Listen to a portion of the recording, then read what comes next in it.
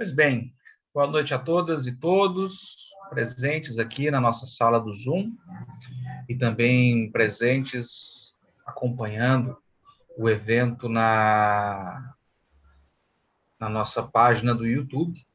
Tá? Chegamos à nossa noite de encerramento do primeiro colóquio de História Antiga e Medieval da Universidade Federal do Pampa, Unipampa, e dessa forma temos aqui hoje, para prestigiar esse encerramento, o professor Dr. Alex Degan, da Universidade Federal de Santa Catarina, tá? Que vai nos brindar hoje aqui com a sua conferência intitulada Deuses, Túmulos e Sábios, os desafios na articulação da Ásia Oriental na disciplina História Antiga. Vou falar um pouco do currículo do professor Alex, tá? Que é também coordenador do LERAS. Vamos falar sobre isso. O professor Alex possui graduação em História e mestrado e doutorado. Mestrado em História Econômica e doutorado em História Social pela Universidade de São Paulo. É professor adjunto e coordenador do Laboratório de Estudos das Histórias Asiáticas, LERAS, do Departamento de História da Universidade Federal de Santa Catarina. Tem experiência na área de História, com ênfase nos seguintes temas: História da Ásia, História das Religiões e Ensino de História.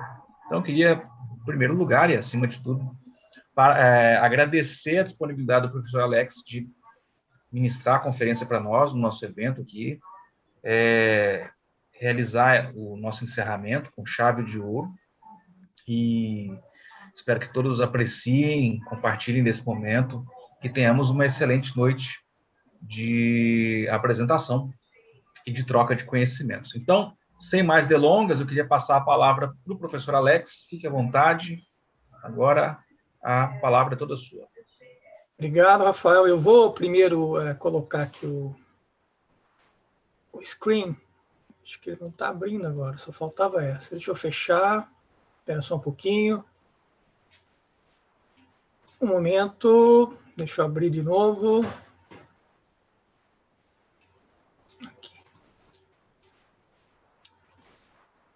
Aqui, muito bem.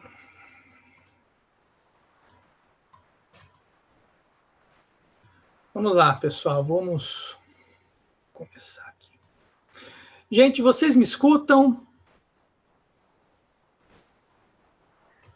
Sim. Sim? Ótimo. Muito bem. Então, vem também a imagem aí? Também. Então tá, olha, eu vou pedir para vocês se ocorrer alguma queda, alguma oscilação, por favor, me avisem. A gente vai ficando escaldado, não é? A gente está aprendendo essas tecnologias novas. E a semana passada, semana retrasada, eu fiz uma fala na Universidade Federal de Alagoas e o pessoal lá foi muito disciplinado, porque eu fiquei falando 40 minutos, para depois depois dos 40 eles me avisaram que o meu slide não passou. Então, gente, eu estou muito feliz, não é? Muito obrigado, Rafael, Edson. O Rafael é meu amigo de longa data, compartilhamos o nosso começo de carreira nas universidades federais, também a militância aí nos fóruns, né, de ensino superior, no campo da história, dessas histórias de temporalidades recuadas, e também o orientador, né, o Norberto Luiz Guarinello, que foi nosso orientador. Então, é uma felicidade, sempre muito, mesmo nesse espaço remoto, de ensino virtual, reencontrar o Rafael, conhecer o Edson, conhecer o pessoal aí da Unipampa.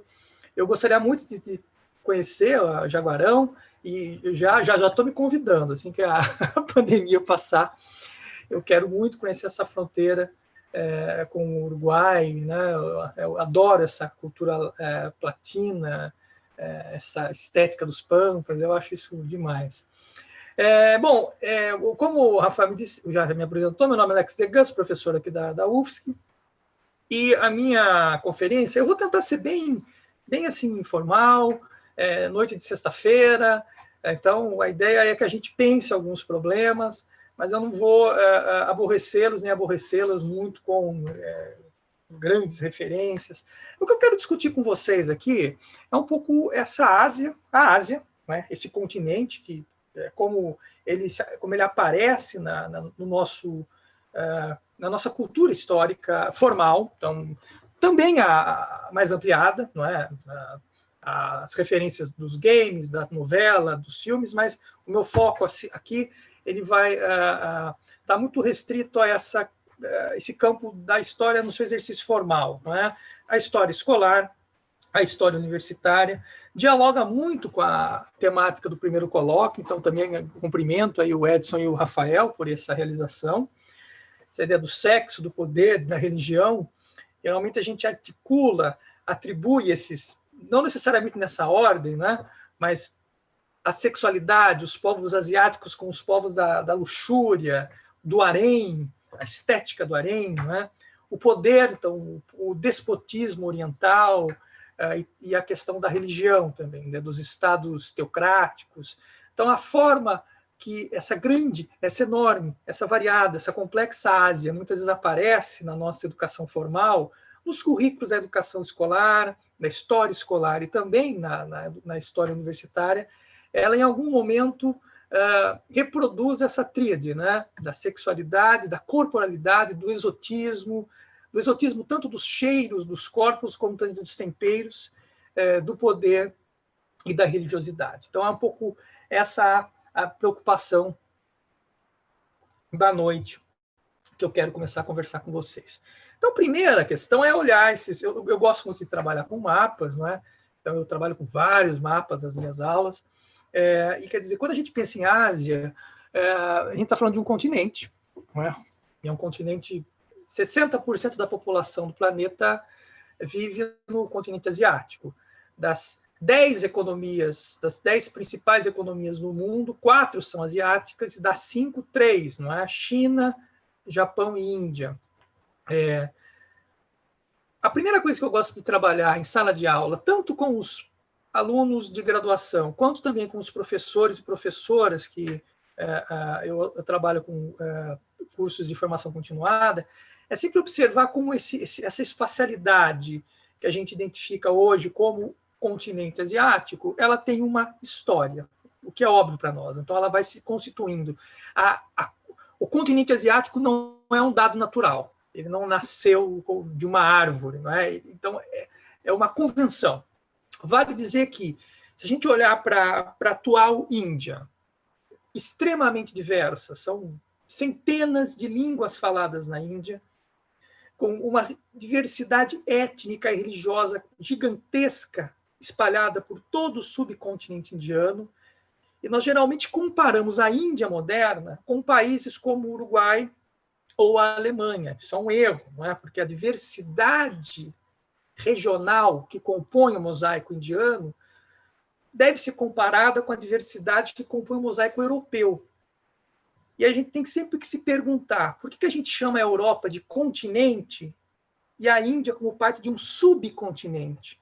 Então, estas escolhas, elas não são naturais, elas têm uma história por trás delas que é sempre interessante a gente mostrar isso para os alunos. E mostrar que, do ponto de vista da geografia mesmo, a Europa ela é uma península desta grande Ásia, que se esparrama para o Mediterrâneo. Eu falo muito uma expressão que eu uso aqui em sala de aula, que os alunos até brincam de tanto que eu repito, é desse corredor afro-euroasiático. Começa no Mediterrâneo e se esparrama até o Extremo Oriente. Então, essas histórias que vão se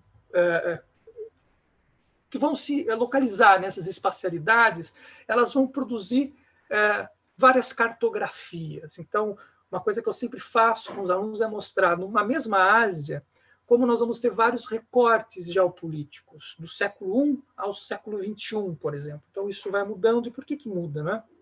Isso é importante a gente ressaltar.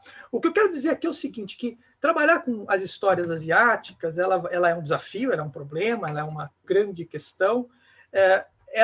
Então, é um desafio para nós, porque a gente não está muito acostumado, nós não temos nem materiais, muitas vezes nem formação, mas ela é possível. Então, esse próprio trabalho dos mapas, de questionar, de pensar essas espacialidades, de pensar o próprio nome Ásia, que é um nome grego, inicialmente restrito ao que hoje a gente entende como litoral da Turquia, Ásia Menor, e progressivamente ele vai se esparramando para o resto do continente.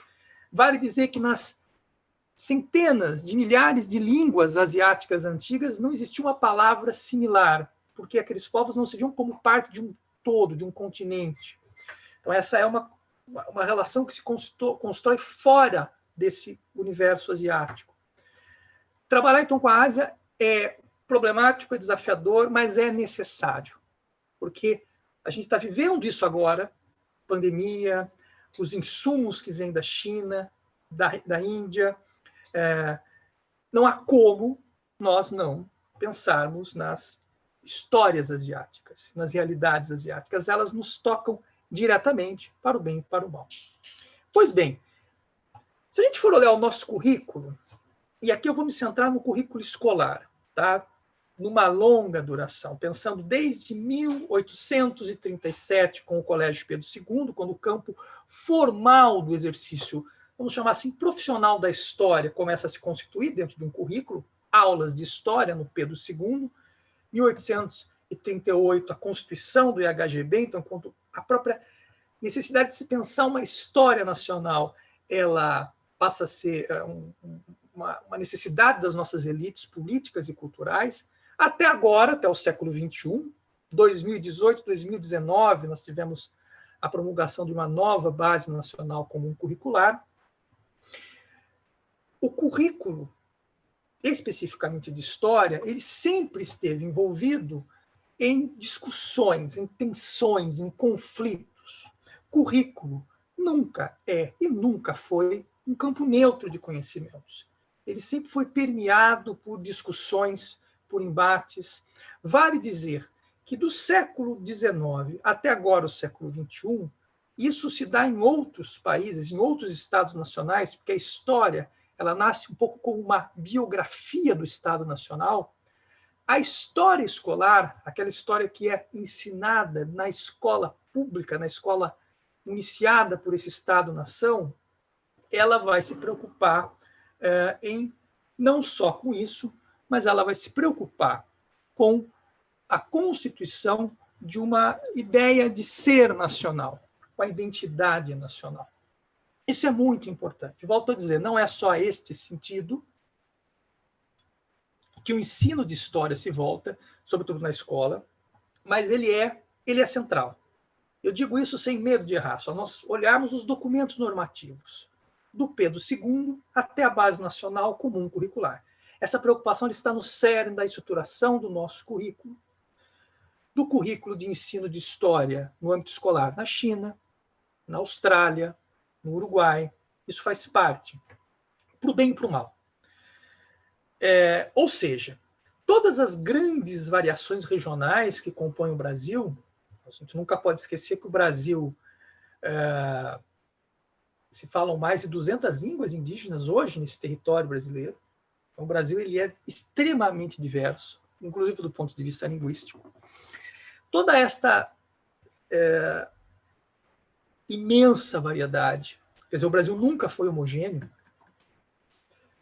Nesse campo da constituição de um currículo, desde o Pedro II até a Base Nacional Comum Curricular, nós observamos tentativas dos vários estados brasileiros, do Império, as repúblicas, em normatizar, equalizar uma história nacional, com grandes eventos, grandes heróis, grandes momentos, ou grandes processos. Então, isso foi se transformando também. Nós tivemos muitas mudanças, sobretudo com a redemocratização. Mas essa ideia de pensar o Brasil e de pensar uma história brasileira, ela sempre esteve ali, no cerne da nossa discussão. Para além disso, desde lá do Pedro II até a Base Nacional Comum Curricular, esta narrativa, que ela é tensa, que ela é negociada, que ela não é homogênea, da história brasileira, da Constituição da história brasileira, essa narrativa ela foi se articulando, foi se vinculando a uma outra grande narrativa, que eu chamo de uma metanarrativa, uma narrativa mestra, que articula a história, que articulou a história brasileira a uma história maior. a uma história geral, a uma história do mundo. Vocês estão me ouvindo? Tá tudo bem aí? Eu não caí não, né? Não, professor, tá tudo bem. Tá ótimo.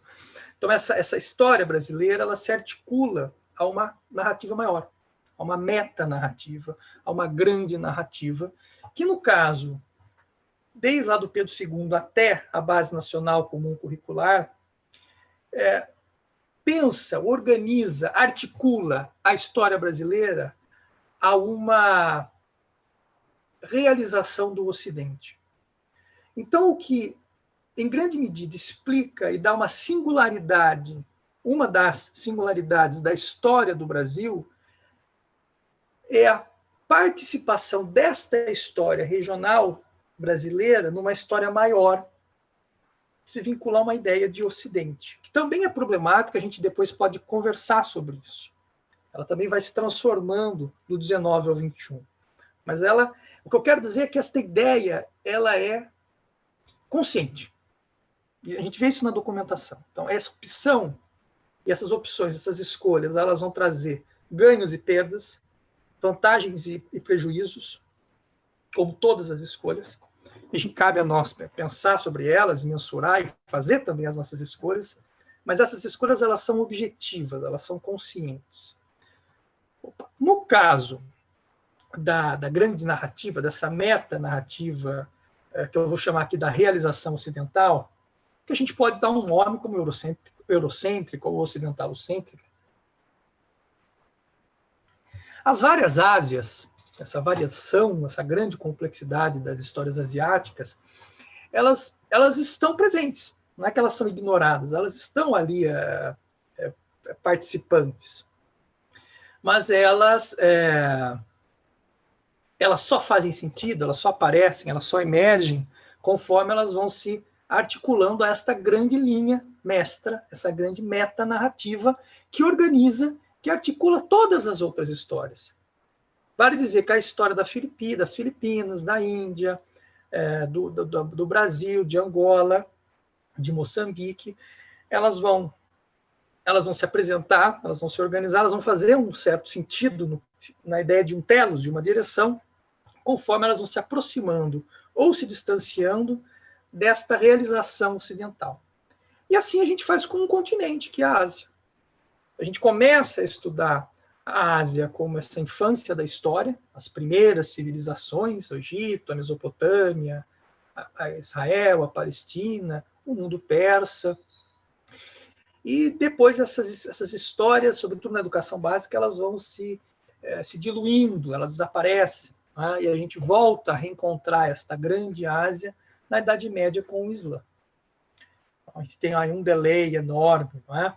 Eu me lembro muito bem quando eu dava aula na educação básica, e eu estava trabalhando, o que seria hoje o nosso sétimo ano, né?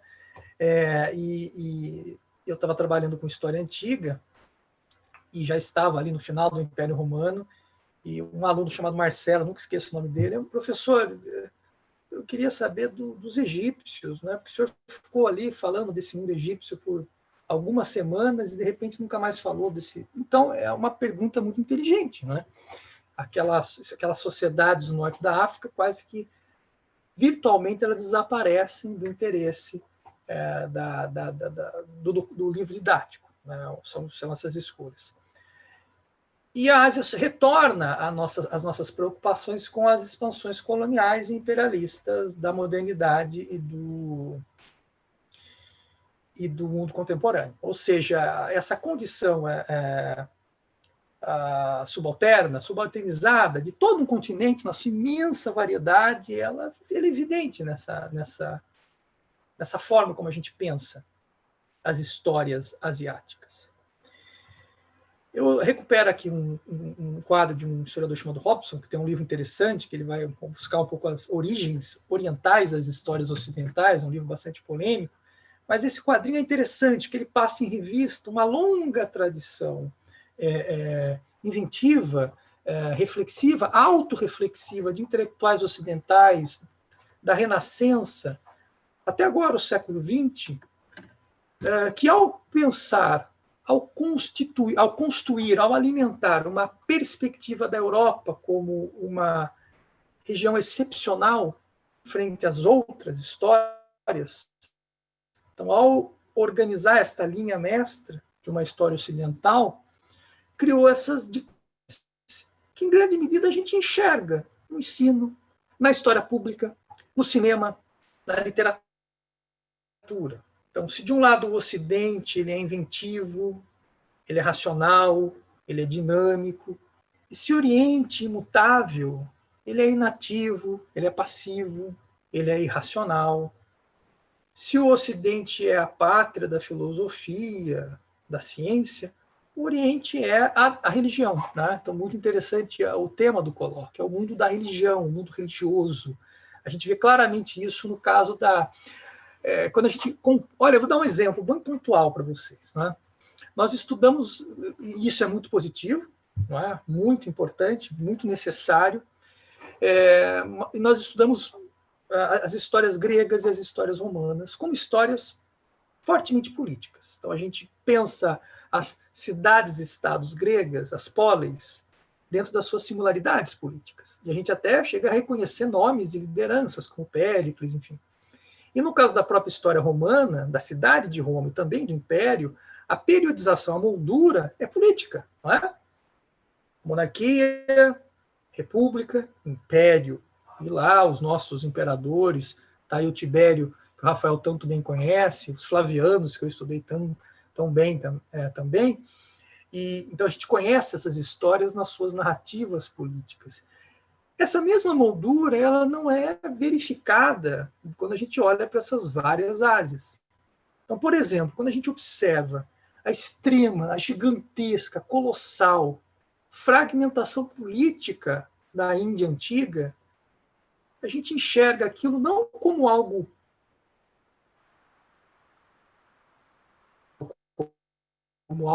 inventivo próprio da história grega, as polis e as suas inventividades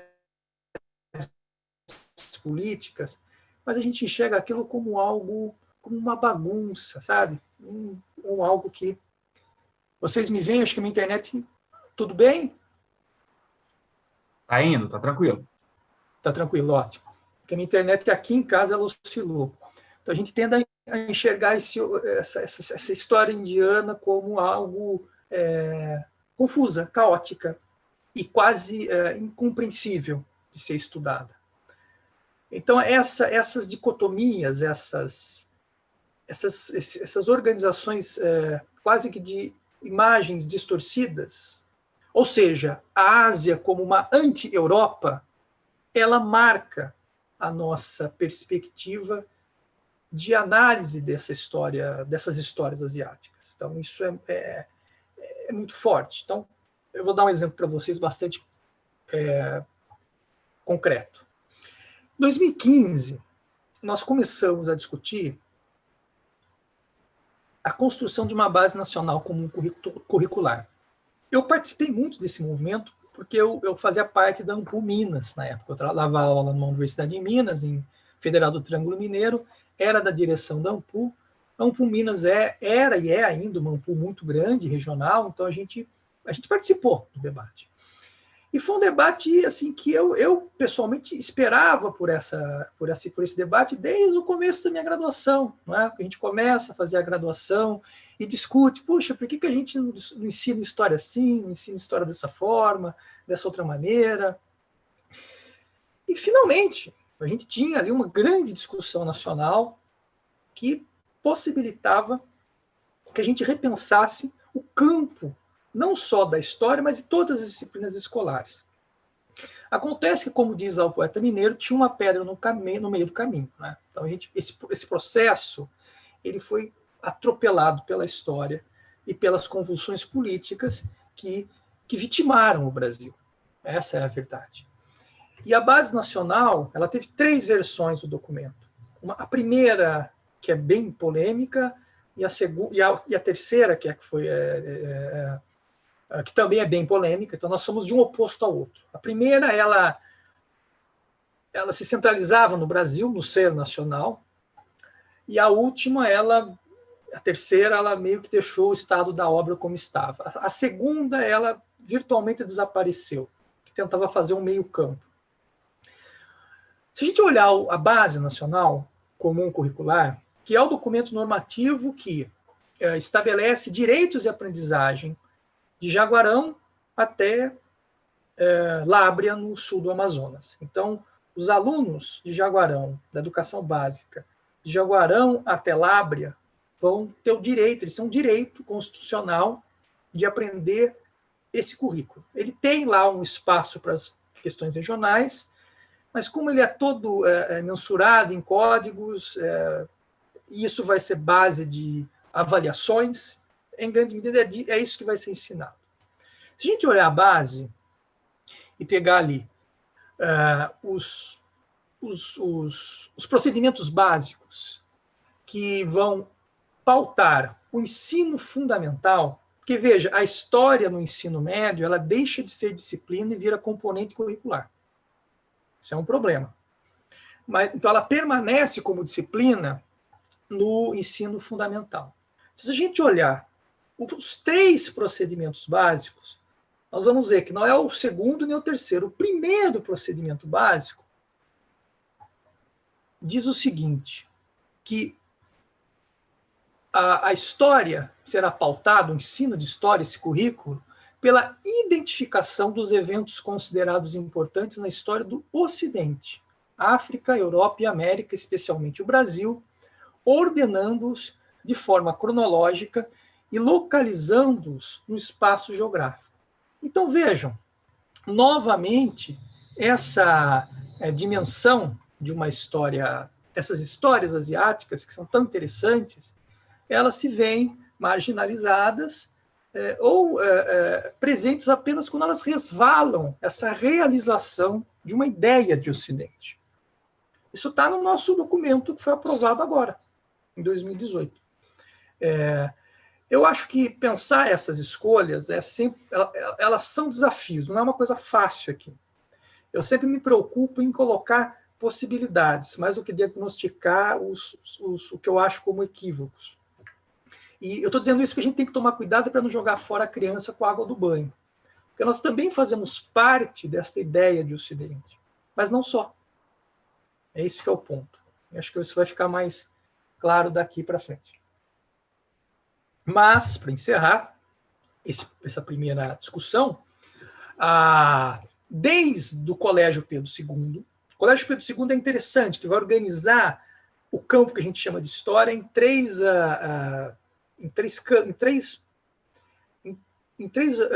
estruturas, que vão se relacionar à história pátria, à história do Ocidente, que é basicamente a história francesa, lembrando que os manuais de história eram feitos na França, e a história sagrada. E aí a história antiga, tão cara, não é? Nosso campo, e também medieval, em grande medida, ela entra dentro dessa ideia de uma história sagrada. E se explicam por que a gente permanece ainda com essa ideia do Oriente, do Antigo Oriente, porque é o Oriente bíblico. Né? É o Oriente que está lá na Bíblia, está no Antigo Testamento. Então a gente tem lá Israel, a Pérsia, o Egito, a Mesopotâmia. Isso está aí até hoje. A gente vê essa discussão sendo transformada, reatualizada, readaptada, recepcionada, mas muito destacada na forma como a gente vê o nosso currículo até hoje. Pois bem, mas se a gente for pensar num campo bem amplo da cultura histórica brasileira, nós vamos ver que a Ásia ela está muito, diariamente, cotidianamente, presente na nossa discussão. Nessa época de pandemia, então, lembrando aí esse que não deve ser lembrado, nosso antigo ministro da Educação, com essas acusações xenófobas e ignorantes em relação à China e toda aquela conspiração da vacina, do vírus chinês. Desde lá dos cavaleiros templários que cavalgam pelas serras catarinenses. A ideia do perigo amarelo, não é? Década de 30 do século passado. Então, essa percepção de que a presença japonesa, dos imigrantes japoneses no Brasil, ela, por alguns grupos políticos conservadores, de direita, essa presença ela deveria ser refutada, porque eles vão manifestar hábitos dietéticos, hábitos de higiene, hábitos religiosos, outros, que não têm a ver com os brasileiros. Hoje a gente tem na TV aberta uma novela bíblica, que é a Gênesis, que discute mitologia mesopotâmica, judaica, em horário nacional. Os 10 Mandamentos, o Caminho das Índias, quer dizer, a nossa teledramaturgia foi passeando por essas várias Ásias, e esse é o ponto, foi ensinando história. Pode ser um tipo de história que a gente não concorda, mas num campo da consciência histórica dilatada, na construção de uma cultura histórica, isso fertiliza. E todas essas questões chegam na sala de aula. A vacina, né, o vírus chinês, Persépolis, esse quadrinho, os animes. E eu sempre brinco nas minhas palestras também que o Templo de Salomão, em São Paulo, ele é um museu, e é um museu muito visitado em São Paulo. Era, até pouco tempo atrás, o museu da cidade de São Paulo mais visitado. Tudo isso para dizer que os nossos alunos e alunas, para dizer duas coisas. A primeira delas é que nós, historiadores e historiadoras, nós não somos os donos do passado. E ainda bem, é bom que isso não seja assim, né? Que outras pessoas possam falar do passado e pensar o passado. Eu acho isso muito produtivo. Mas, esse é o segundo ponto, nós, historiadores e historiadoras, trabalhando na pesquisa, no ensino, nessas áreas que estão sempre ligadas, no ensino formal, no ensino não formal, nós temos coisas específicas para dizer sobre a história, que são custeadas, que são alimentadas por esse campo da história, por essa tradição historiográfica. Então, nós temos, sim, questões específicas que vão desde a forma metodológica e teórica até as grandes formas e contextos que o Guarinello chama a atenção. Quer dizer, nós temos algo a dizer específico, singular, dessa memória social que é a história. Nós não podemos, penso eu, delegar à Igreja Universal o ensino da história antiga. Nós temos que ensinar isso também. O que os nossos alunos vão fazer com isso, mas nós temos que ensinar, e nós temos que ensinar também as histórias das Ásias extremas, porque esse é um assunto de momento. Do Weintraub ao Guedes, isso está no nosso vocabulário político nesses últimos meses, de forma esmagadora. Eu acredito muito que ao nós, e aí eu falo, acho que o Edson e o Rafael vão concordar comigo, nós, historiadores e historiadoras, que trabalhamos com essas histórias de temporalidades e espacialidades outras, as histórias antigas, medievais, modernas, contemporâneas, mas localizadas em outros espaços, além do americano, nós podemos contribuir, e muito, com as reflexões sobre esse ser nacional. Nós podemos aprender a pensar, a problematizar, a alimentar de novas referências, a dilatar os nossos horizontes para interpretar, para ler o mundo dos problemas brasileiros, aprendendo com estas outras histórias. Eu leio aqui um trecho de um artigo do André Bueno, que é sinólogo da Universidade Estadual do Rio de Janeiro, que diz o seguinte: o proveito de estabelecer um intenso diálogo com o pensamento chinês, e eu concluo outros também, o indiano, o iraniano, é de levar até ele os nossos problemas conceituais e observar as suas respostas possíveis. Eu acredito muito nisso. Então, a gente vai aprender, a gente vai dilatar o nosso quadro de referências. Eu vou dar um exemplo pontual. O panorama religioso indiano contemporâneo. Nós temos um partido, que é o Partido do Povo Indiano, que é o partido do atual primeiro-ministro, Narendra Modi, que é um partido de base fundamentalista religiosa. Ou seja, é uma expressão da religiosidade muito moderna, porque os fundamentalistas eles buscam voltar aos fundamentos por mais que isso seja uma construção, mas aos fundamentos de uma religião. Nesse sentido, então, de buscar uma certa validade quase que científica. Eles emulam um pouco esse discurso, nesse sentido que o fundamentalismo é também uma constituição da modernidade. Mas, enfim, essa experiência de ascensão da extrema-direita aliada ao fundamentalismo religioso na Índia pode nos ajudar a pensar muito a nossa experiência contemporânea de ascensão da extrema-direita no Brasil. A gente enriquece o nosso repertório para pensar tanto os pontos onde elas conversam, quanto onde elas se separam. E o oposto também é verdade. Nós, enquanto brasileiros, enquanto brasileiras, latino-americanos e latino-americanas, marcados pelas nossas singularidades históricas, podemos dizer coisas diferentes, originais, singulares sobre as histórias chinesas, indianas, romanas, medievais, americanas. Nós temos que também ter essa ambição. Como é que a gente faz isso? Então, até agora eu apresentei uma série de ponderações, de problemas, agora eu queria apontar para alguns caminhos que eu estou testando com os meus colegas aqui na UFSC. Então, essa é uma das vantagens do campo universitário, porque a gente tem um certo tempo para pensar coisas. Então, a nossa ideia é trabalhar. Eu vou fazer basicamente menção a um texto do Conrad, O que é a História Global, e de um artigo do Fábio Morales, do Irã, que eles vão pensar a articulação entre história global e história antiga.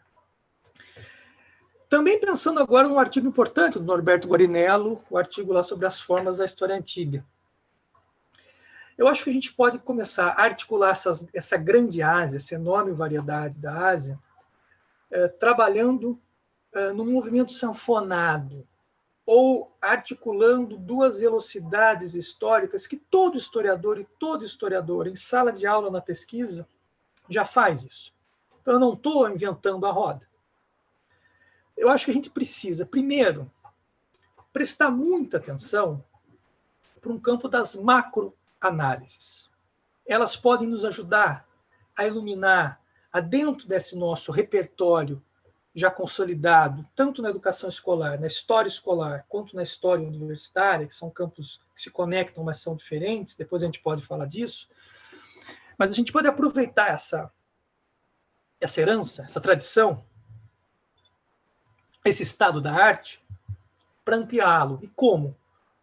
Trabalhando também com macroanálises. Histórias comparativas, elas existem. Então, agora, por exemplo, agora não, nos últimos 15 anos, 15, 20 anos, está muito em voga livros que fazem análises comparativas do Império Romano com o Império Han chinês, que são contemporâneos. O Império Han, século II a.C., ao século II depois de Cristo. Então, análises comparativas. Ou análises comparativas que vão também observar os fundamentos, as realizações da filosofia grega com a filosofia, com o pensamento indiano.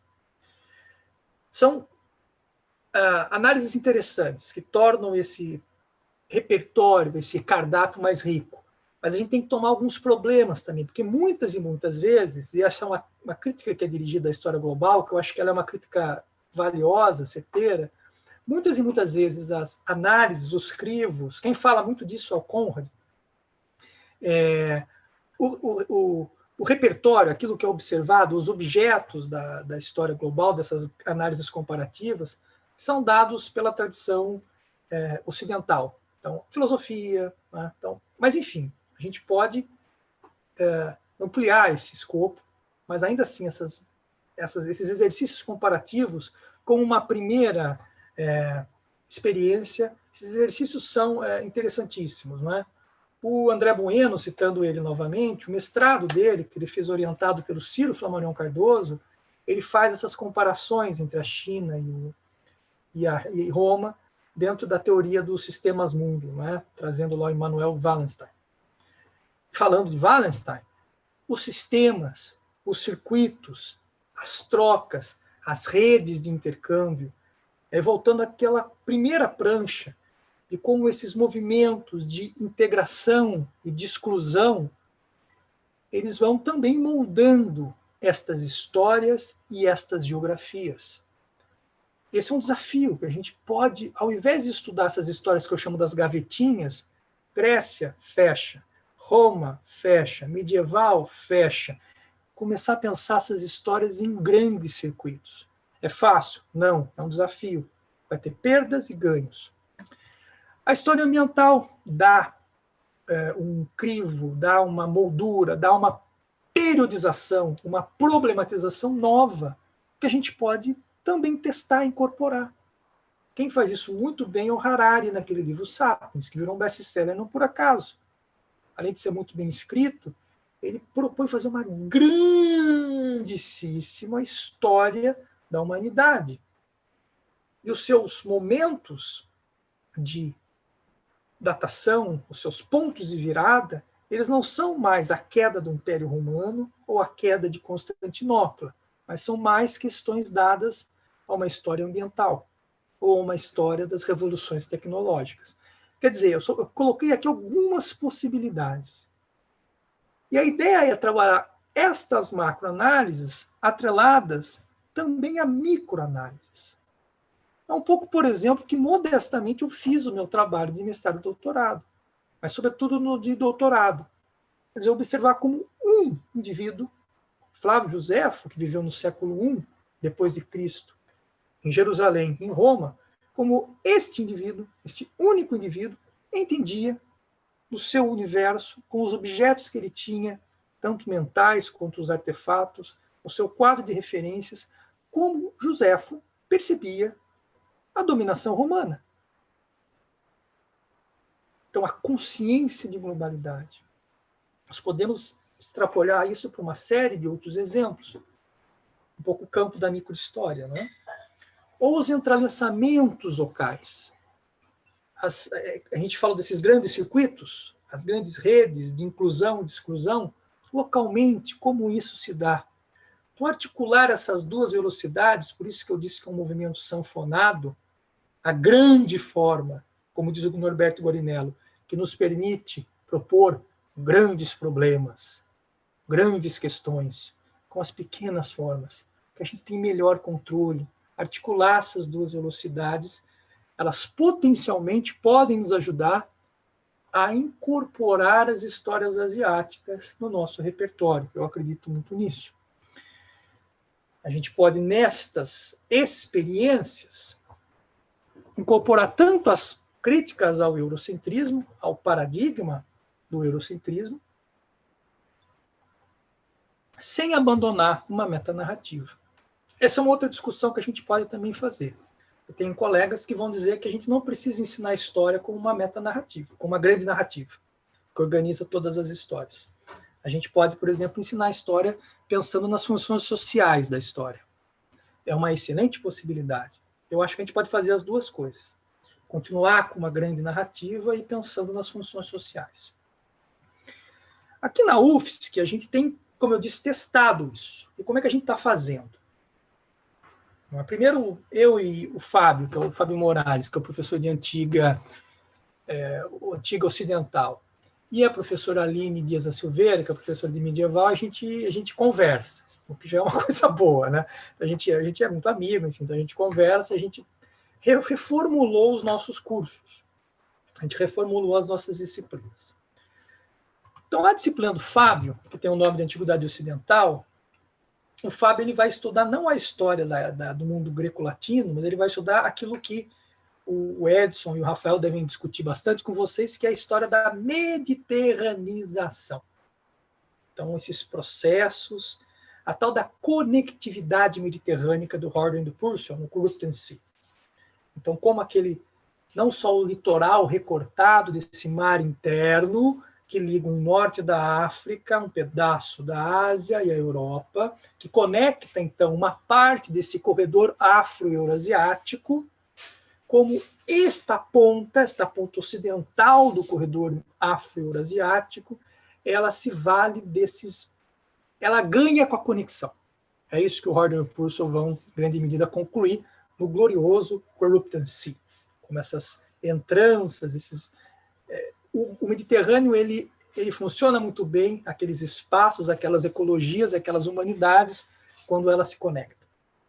É isso que o Fábio vai estudar. É assim que ele pensa a história antiga que ele trabalha. A minha disciplina, que chama História Antiga Oriental, ela vai olhar um pouco também esses meandros de conexão, só que da Pérsia para a China. Então, a ideia da minha disciplina é observar como essa porção oriental desse corredor afro-euroasiático, ela também tem os seus processos de integração e de exclusão. Eu termino o curso pensando sobre o budismo, que foi a primeira grande religião pan-asiática, que no século 6, 7, 8, ela, de fato, se esparrama por toda a China. Ela deixa a Índia, Sudeste Asiático, vai para a China, e da China ela chega à Coreia e ao Japão. Então, é essa a proposta. E a Aline, por sua vez, a história medieval dela se centraliza muito na ideia da Rota da Seda. Não é? Então, não se trata apenas de focalizar esse coração ocidental da Europa, a cristandade de Legoff, que é interessantíssima, importante, ou a România, o rompimento da România de Henri Pirenne, esse mundo islâmico e o mundo cristão, mas a Aline vai estudar a articulação dessas realidades com a Ásia, que eu trabalhei com os alunos. Então, vejam, são possibilidades de ensinar essas três histórias, essas duas histórias, história antiga e medieval. Eu acho que essa é uma questão importante, que eu defendo que nessas histórias, nas universidades antiga, medieval, moderna e contemporânea, que são vocacionadas a uma discussão de globalidade, que a gente trabalhe essas experiências. Eu sou o dono da verdade? É evidente que não. Eu não acho que essa é uma proposta que eu estou testando, existem outras que são legítimas, mas essa é uma que eu tenho experimentado com os colegas e estou muito satisfeito. Eu acho que ela pode gerar coisas interessantes. E aí eu pego aqui um texto do Subramanian, que é um historiador indiano importante, que ele diz o seguinte: para além de repensarmos as nossas noções de periodização, quer dizer, a gente, ao incorporar essas histórias, ao pensar essas relações, ao olhar para a Ásia, ao olhar para a África, ao olhar para a América e relacioná-las com a Europa, para além da gente repensar as nossas noções de periodização, porque falar em história antiga e medieval para a China e para a Índia tem alguns probleminhas, não é? Essa periodização, então, século V, já, né, o sujeito lá antigo dorme como antigo, acorda como medieval. Então, a gente vai ter que repensar essas noções de periodização. Nós somos obrigados a repensar as nossas noções de fronteiras e circuitos. Separam, nas unem, a redesenhar mapas que emergem das problemáticas que pretendemos estudar, em vez de inventarmos problemáticas que encaixem nas cartografias pré-existentes. Eu acho que esse é o ponto. Não só das cartografias pré-existentes, mas das periodizações e das metanarrativas pré-existentes. Mas é um doce, que é do André Gunder Frank, o Reoriente. Nesse livro, André Gunder Frank, minha internet está ok, Rafael? Estão me ouvindo? Sim, está tranquilo aqui. Tá. Aqui não teve nenhum problema. Maravilha. Então, nesse livro, o Reoriente, o André Gunder Frank, ele vai defender a tese que até o século XVIII, o coração do mundo, que pulsava as grandes economias, se encontrava na Ásia. Então, até o século XVIII, passagem para o XIX. Eu sempre brinco com os meus alunos que o Vasco da Gama queria chegar em Calicut, não o sultão de Calicut queria chegar em Lisboa. Então, isso diz alguma coisa, a gente precisa ponderar sobre isso. Essa é uma discussão, assim, esse lugar do tamanho da economia asiática, o que está por trás dessa discussão é, na verdade, o próprio nascimento do capitalismo e da Revolução Industrial. Não é? Mas, enfim, essa é uma discussão interessante, que E é isso que o Subramanian nos provoca. Então, ao trazer a China para esse debate, a gente começa a pensar um pouco sobre o lugar da Inglaterra. Para o bem ou para o mal. No meu curso, como eu disse a vocês, eu não consigo em um semestre estudar toda essa espacialidade da África, do que eu chamo de Ásia Oriental. Então, eu escolhi três fundamentos, 3 lugares que eu vou progressivamente construindo eles e depois, pum, conecto.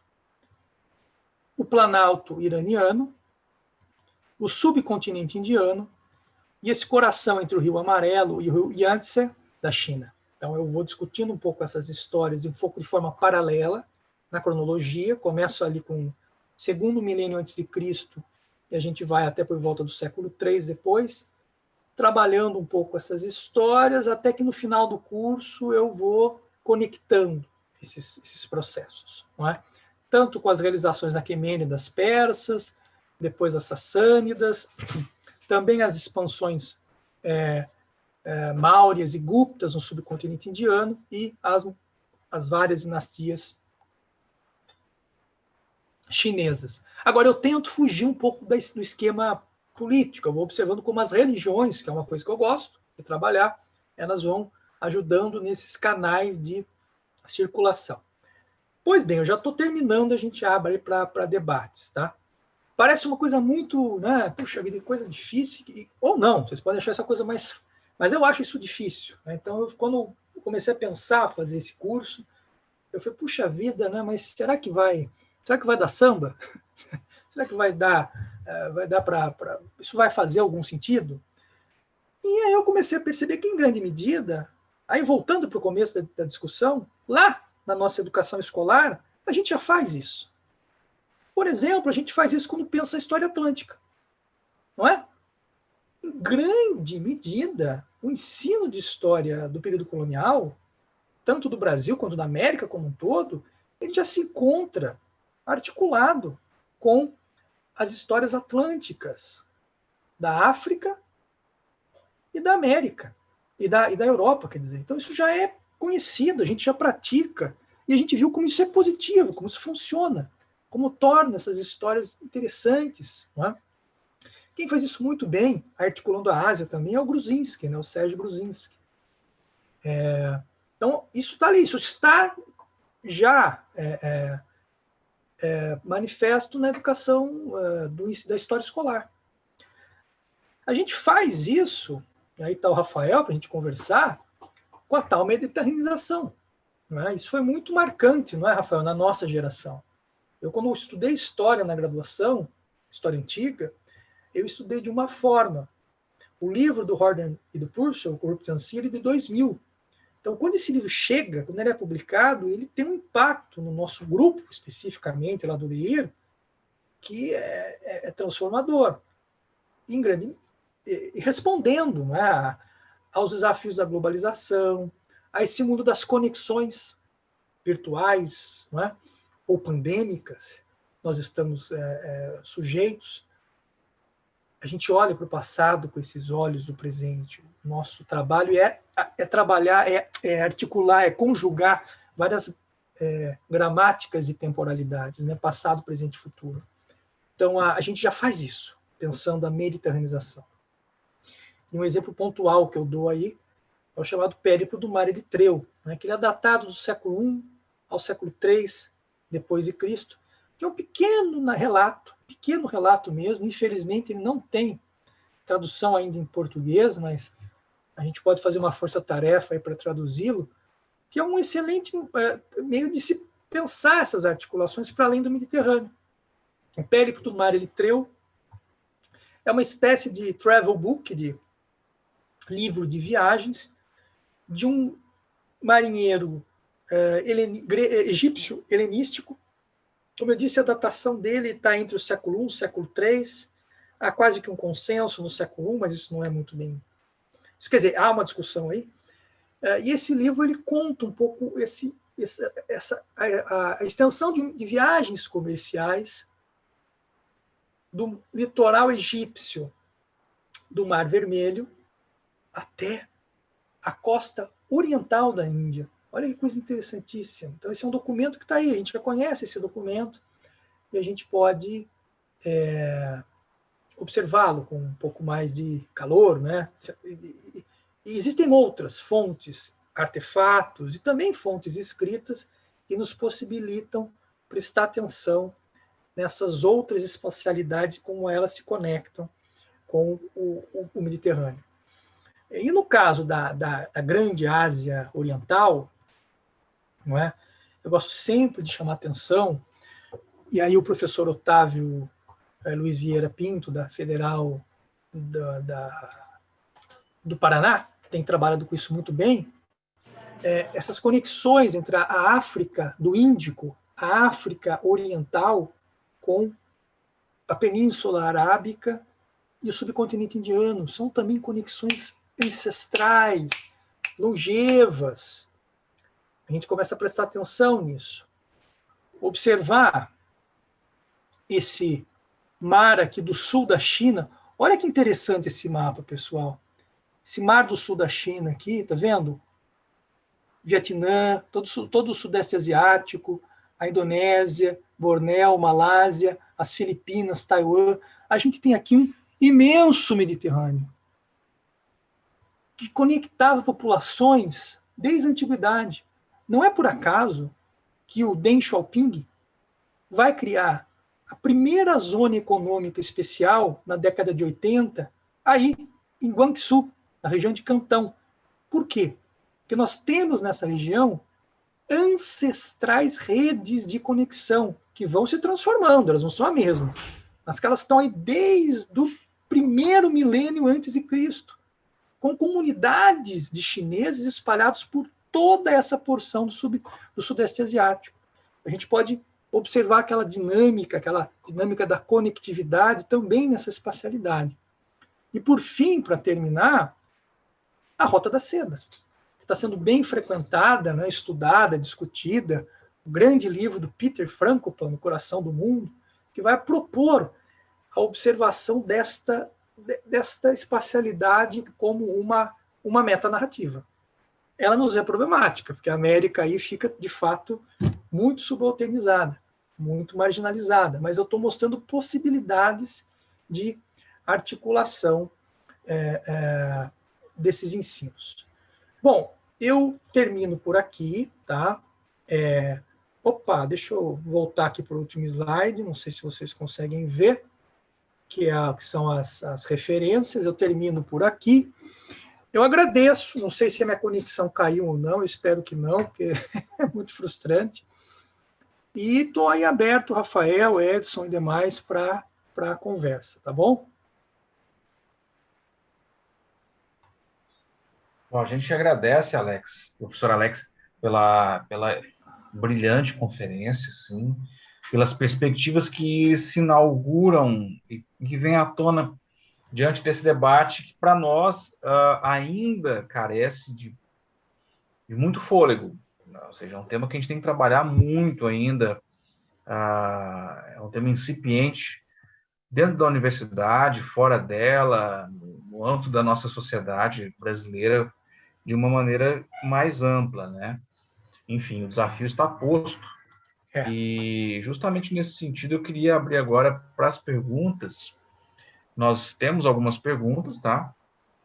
E vamos fazer o seguinte, eu vou passar a primeira pergunta, aí você responde, e eu faço a segunda pergunta. Ok. A primeira pergunta, só abrir a colinha aqui, tá?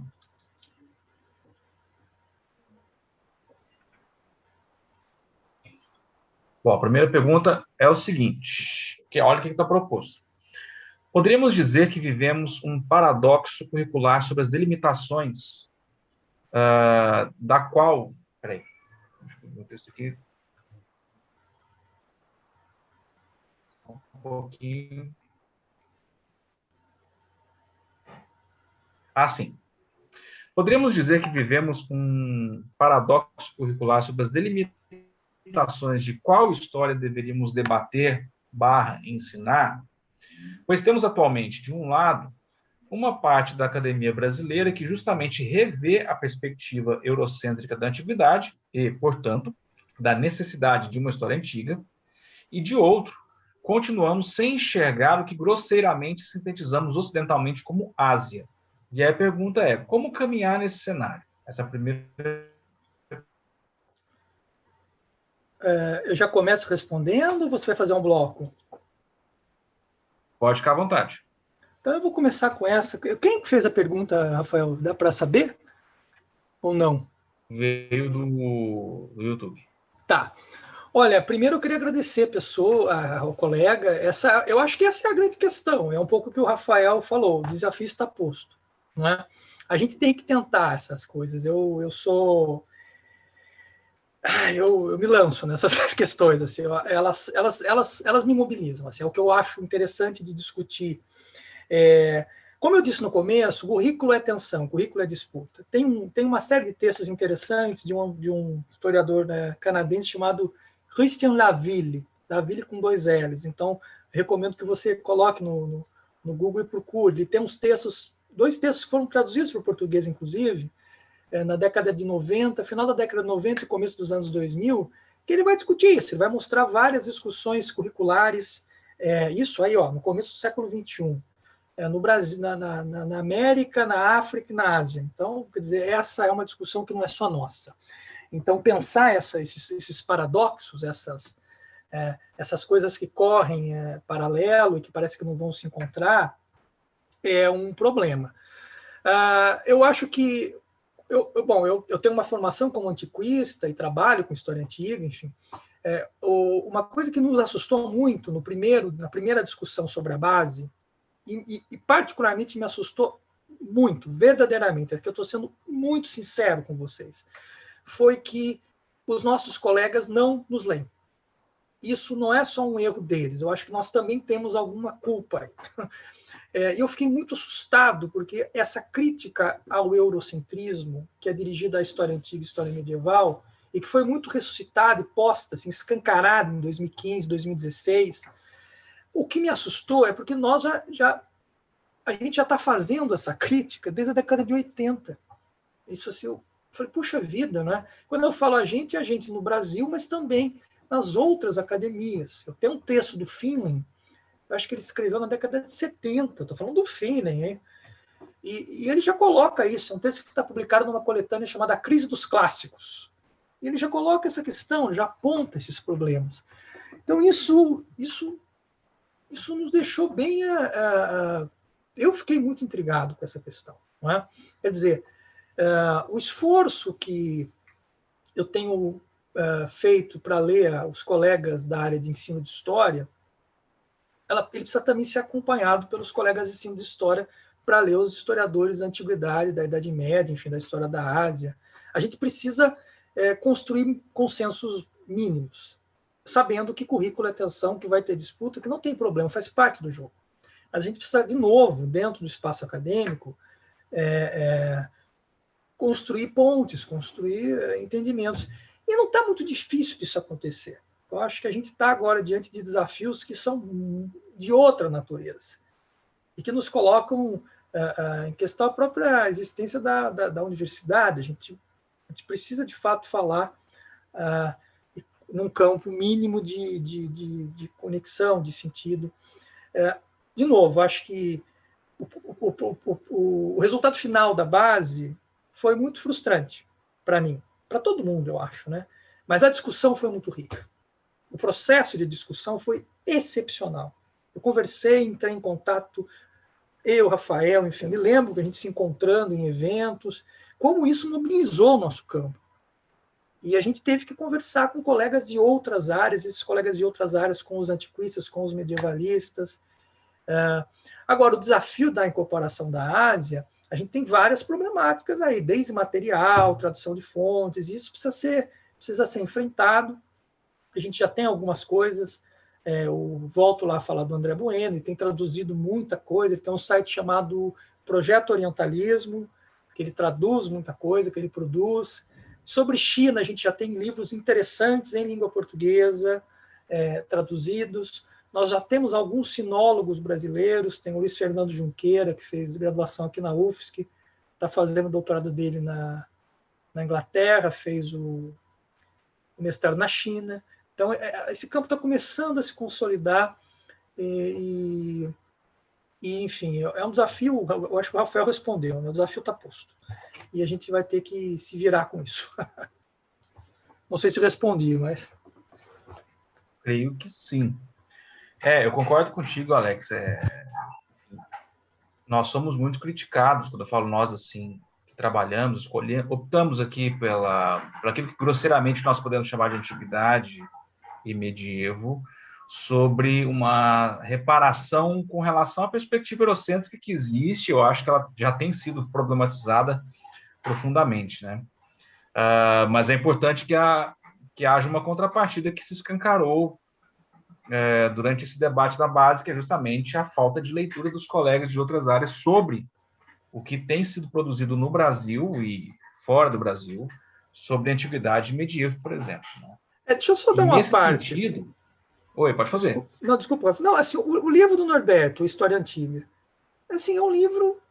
Se alguém fala que aquele livro é um livro eurocêntrico, eu acho que eu li outro livro, sabe? Então, é preciso ler essas questões. Assim. É um trabalho importantíssimo, acho que é a coisa mais original que um brasileiro fez pensando a história antiga como um todo.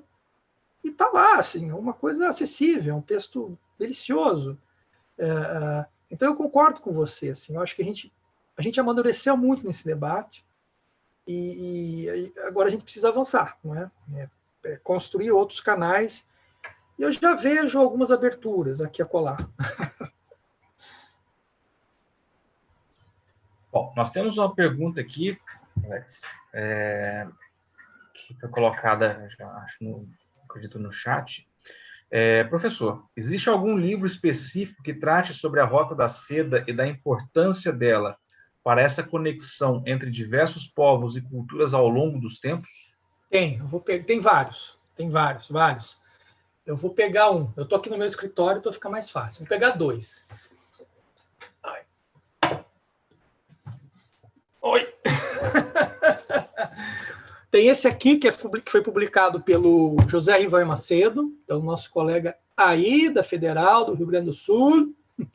José Rivar Macedo, que é um medievalista africanista. O livro se chama Os Viajantes Medievais da Rota da Seda. É um excelente livro, é uma coletânea com vários autores. Enfim, é um livro importante, está publicado em português, está editado ainda. E tem um livro, que esse é muito bom, eu adoro, do Peter Frankopan. Eu tenho aqui a edição em espanhol, mas vocês encontram ela em português. O nome dela em português e em espanhol é O Coração do Mundo. O nome desse livro em inglês é The Silk Roads, As Rotas da Seda. Eu prefiro o nome em espanhol e em português, O Coração do Mundo. Peter Frankopan. É um historiador de Oxford. Esse é um bom livro, é um livro, enfim, ele é grandinho e tal, porque ele vai fazer uma história da Rota da Seda da Antiguidade até hoje. Até o final do século XX, né? Que agora ele tem um outro que chama Nova Rota da Seda. Então tem outras coisas, assim, que a gente pode, depois você pode me escrever, que eu posso passar para você, mas tem um material enorme. A minha colega aqui, a Aline Dias da Silveira, você também pode entrar no Lattes da Aline, ela tem publicado coisas sobre isso, ela ministra uma disciplina sobre Rota da Seda, enfim, e ela tem pesquisado. Então, tem coisas em português, e aí, assim, se você for pensar em inglês, porque esse é um dos temas do momento. Tá? E a ascensão da China e tal.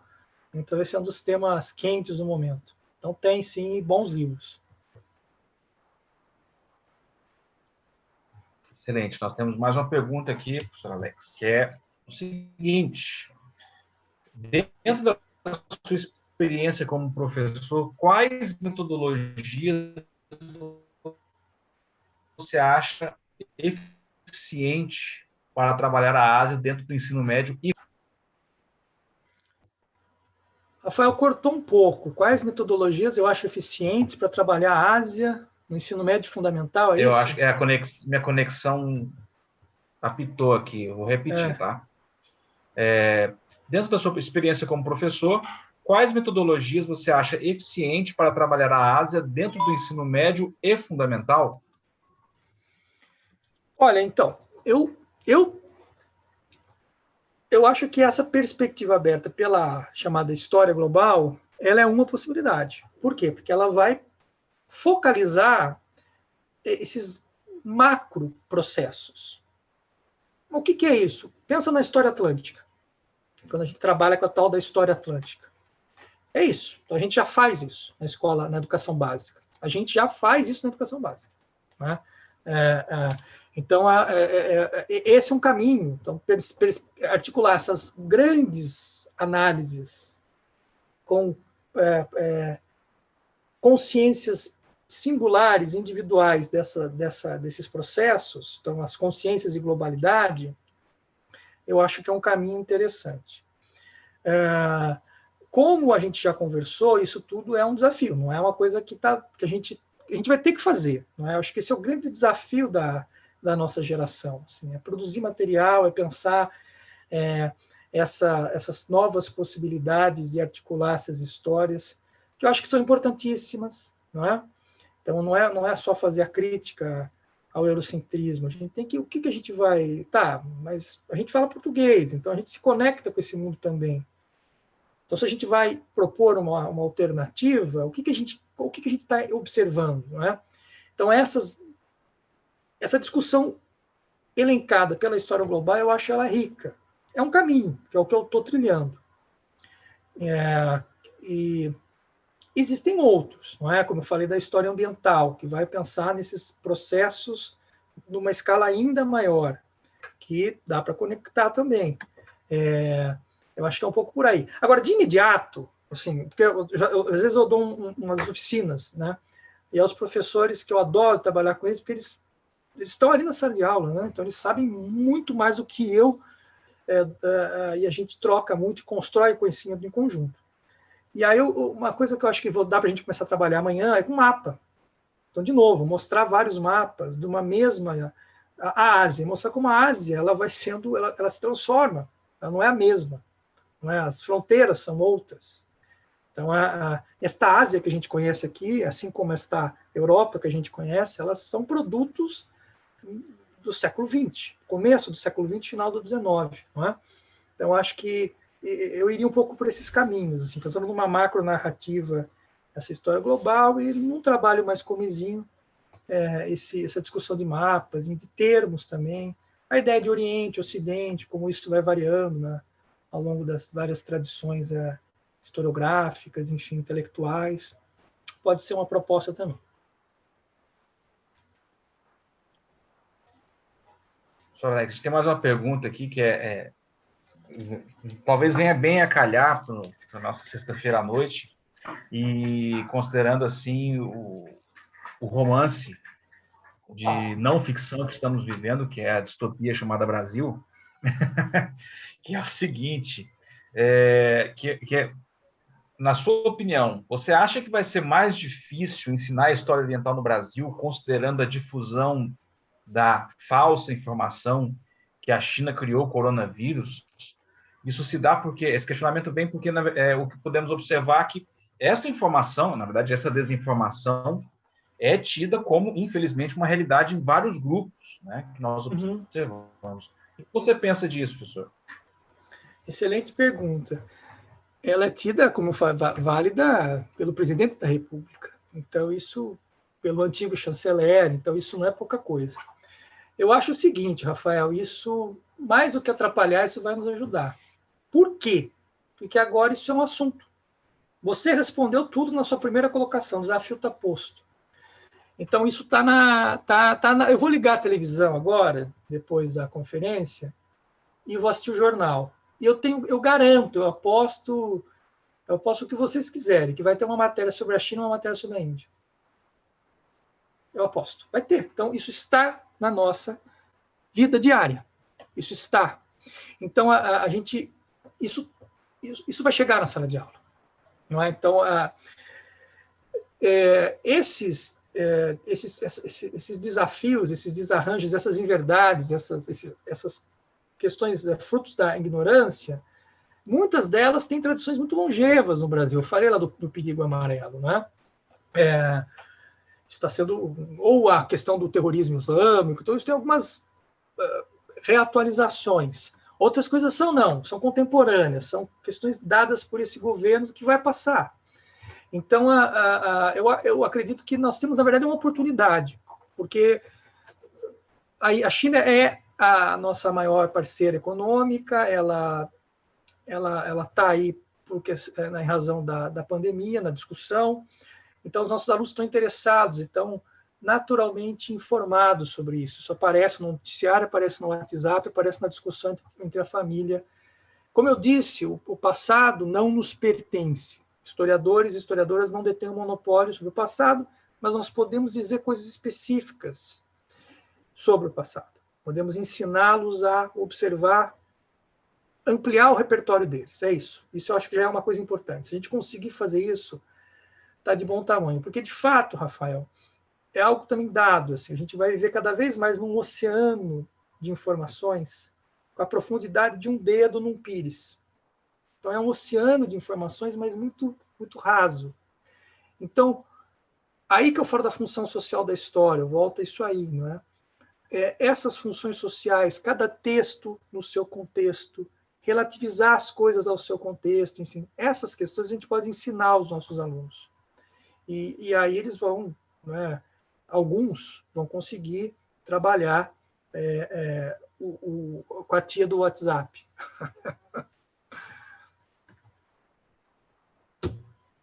Certeza, muito complicado.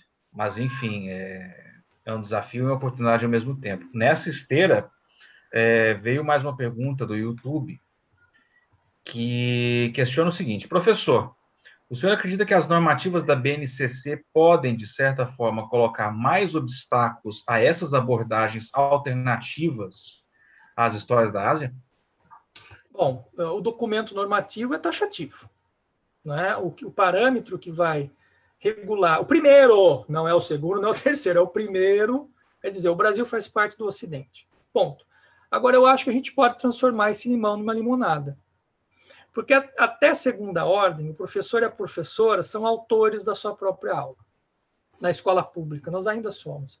Na escola privada é outra coisa. Eu já trabalhei em escola privada que o dono da escola entrava muitas vezes na sala de aula dos alunos, dos professores, para ver o que a gente estava fazendo.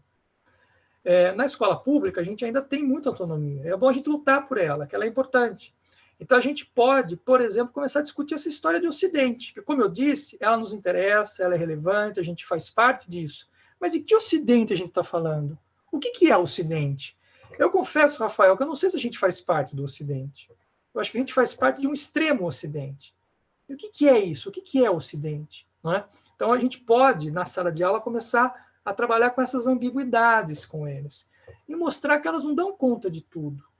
Como o nosso português, a nossa língua, ela é herdeira de outras línguas que não são necessariamente ocidentais ou greco-latinas, não é? Então, nós temos essa matriz importante, mas que ela também vai se valer de outras e valorizar isso. Então, eu diria que sim e não. A base, ela nos ajuda e nos prejudica. Mas a gente ainda tem possibilidade de discutir isso em sala de aula, com os limites que nos são impostos. Não é? Então, a gente pode, com o livro didático, começar a discutir aquilo, trabalhar a ideia de Ocidente, os próprios mapas. É um desafio. Não é? Dar aula não é fácil, gente. É uma coisa complicadíssima. E dar aula não é uma coisa como faz crer lá a Escola Sem Partido, só técnica. Quem fala isso é que nunca deu aula. Porque dar aula envolve você construir uma relação pedagógica de confiança. Então, você não estou dizendo aqui de forma alguma qualquer tipo de proselitismo. Não é? E esse tipo de relação, ela envolve tensões. É importante que a gente dialogue com os alunos, que eles nos questionem, sempre num nível de respeito de ambas as partes. E aí nós ainda, volto a dizer, somos autores das nossas aulas. Então, começar a discutir a própria ideia de Ocidente, eu acho que já é um bom começo. Não é? O que é Ocidente? Eu ainda não sei. Vamos descobrir junto. Excelente. E isso me leva, na verdade, nos leva aqui a um questionamento que é meu mesmo.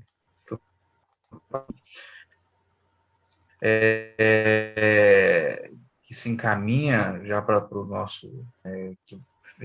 fiz essa reflexão durante a sua fala, aqui toda a minha conexão está instável, não sei se cortou o que eu estava falando. Que é o seguinte, né? Tá, beleza.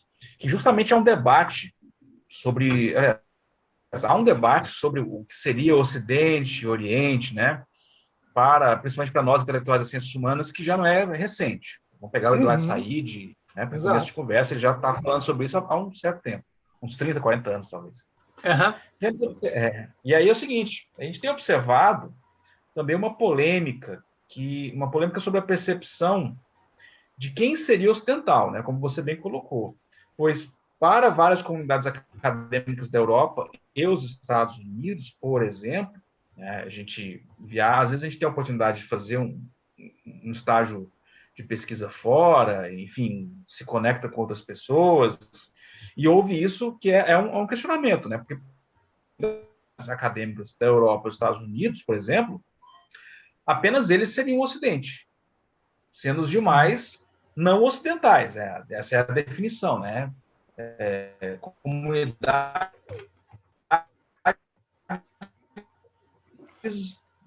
do não Ocidente, na tradução literal. Como é que ela está dizendo como algo taxativo, primeiro, olha, o Brasil tem que ser explicado do ponto de vista da sua incorporação ao Ocidente. E aí a gente se depara que entre aspas, Ocidente, que nós consideramos a matriz da qual nós fazemos parte, não nos considera Ocidente. E como é que a gente fica? É uma outra boa pergunta. Eu penso que essa discussão entre o que é Oriente e o que é Ocidente, eu acho que esse que é o legal de trabalhar com os nossos alunos, né? Educação básica até educação superior. Eles são conceitos que eles nascem plásticos para serem plásticos. Então, eles vão mudando. Não é? Então, veja, se a gente pensar no Império Romano, que a gente conhece tão bem, Rafael, qual que era a área mais urbanizada, mais, assim, era lá onde um senador queria amarrar o seu camelo. Era o que a gente chama hoje de Síria e litoral da Turquia. Então, era ali que estava o centro da boa vida civilizada, no século I, século II, onde estavam as grandes cidades, né? E não a Escandinávia, o norte da Alemanha, a Inglaterra. Essas eram assim as regiões mais... Assim, era a barbárie total. Ali não estava o Ocidente. Né? Ali, de fato, era onde Calígula perdeu a botinha. Assim, era muito longe. Né? Então, olha como isso muda. Então, essa discussão, eu acho que a gente pode trabalhar com isso. Então, essa própria ideia de Ocidente, de Oriente, elas nasceram com essa plasticidade, com esse sentido. Não é? A própria ideia de Oriente Médio, não é? Ela foi se transformando. Não é? A gente olhar a diplomacia inglesa do século XIX, a diplomacia inglesa divide a Ásia em três: próximo, médio e extremo. Qual é o ponto de referência? É a Inglaterra, é Londres. O Oriente Médio é a Índia. Eles estão preocupados com a Índia, não é? Depois a ideia de Oriente Médio, ela vai se aproximando da ideia de Islã. Então isso vai mudando. Então a ideia de Ocidente ela muda também. Ela muda toda hora. Não é? Uma coisa interessante, Rafael, que você falou, é observar os debates intelectuais hoje dentro da intelectualidade japonesa, da intelectualidade israelense e da intelectualidade russa. Isso está lá. Eles são ocidentais ou são orientais? Você imagina isso para um russo? Deve ser uma discussão profunda, né? Quem faz isso bem no Brasil é o Ângelo Segrilo, professor de História da Ásia e de História Contemporânea da USP. Ele tem discutido isso, da identidade russa. Essa foi uma discussão importante no Japão no final do século XIX. Os intelectuais japoneses, depois da era Meiji, eles vão defender que era importante que o Japão deixasse a Ásia. Não é? Nós temos que nos ocidentalizar. Então, essa é uma discussão que ela vai mudando, ela vai se transformando.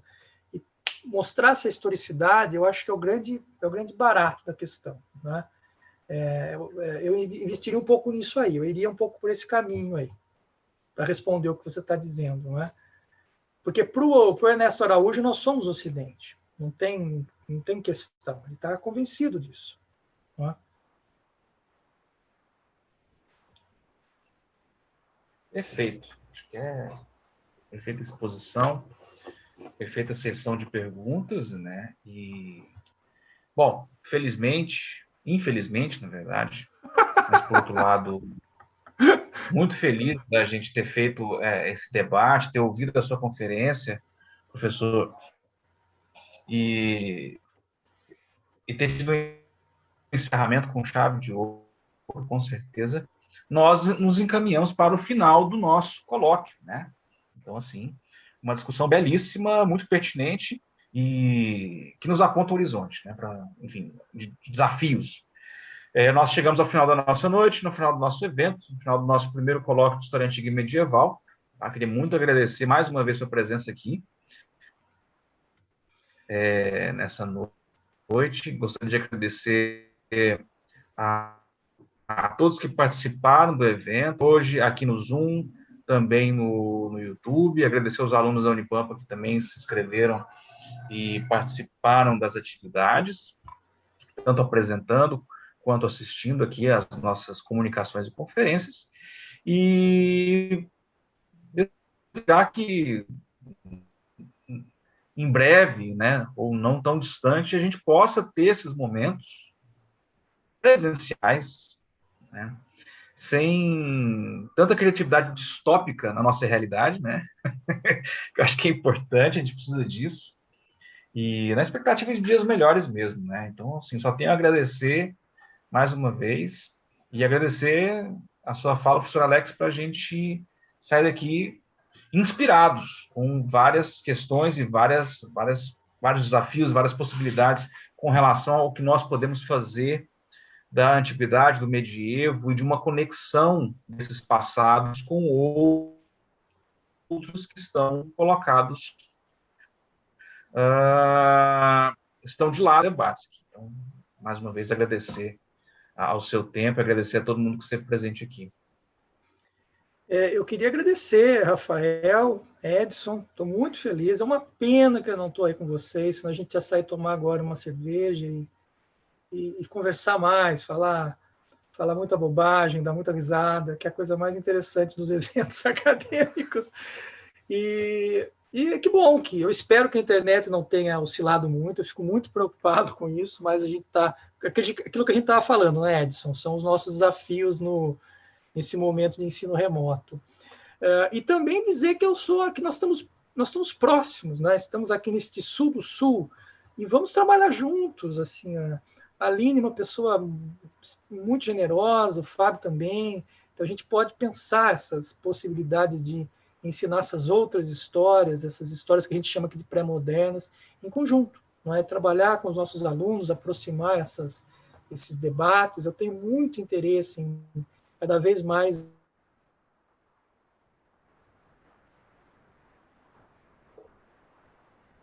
de caminhar juntos. Eu agradeço e espero que seja o primeiro de muitos eventos aqui, aí, que a gente vai produzir em conjunto, tá bom? Muito obrigado, Rafael, Edson e demais colegas. Muito obrigado, professor Alex. Grande palestra, grande participação. Muito obrigado por ter aceito o nosso convite e ter vindo encerrar esse evento de forma tão legal, tão interessante, uma palestra tão completa, professor. Muito obrigado. E agradeço, obviamente, a todos que participaram no nosso evento, no evento do primeiro colóquio de História Antiga e Medieval da Unipampa, tanto como os comunicadores, que foram 21 comunicações, né, em 3 mesas, ao longo desses 3 dias, obviamente a todos os 3 palestrantes e aos ouvintes que nos acompanharam ao longo desses 3 dias. E já deixo aqui a informação que para novembro já estamos organizando, já estamos pensando, então, o segundo simpósio de História Antiga e Medieval da Unipampa, né, dando continuidade aos trabalhos, essa parceria que o GT de História Antiga tem desenvolvido com o LAPEN. Muito obrigado a todos, muito obrigado especialmente ao professor Alex. Boa noite a todos e todas.